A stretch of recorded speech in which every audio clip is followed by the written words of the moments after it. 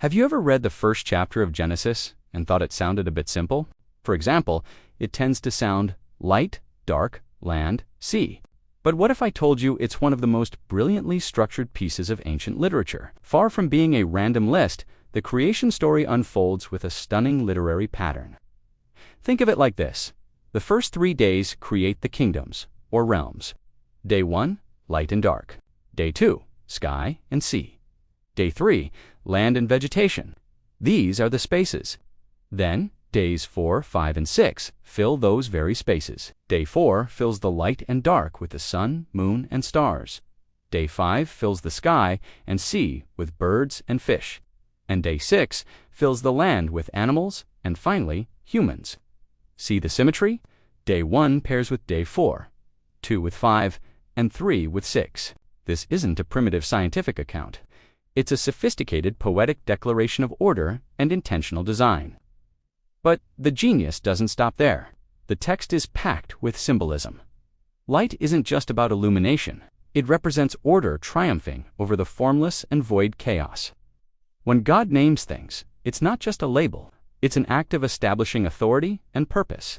The repeated phrases and the structure built around the number 7 aren't just for rhythm. They signify divine completeness and perfection.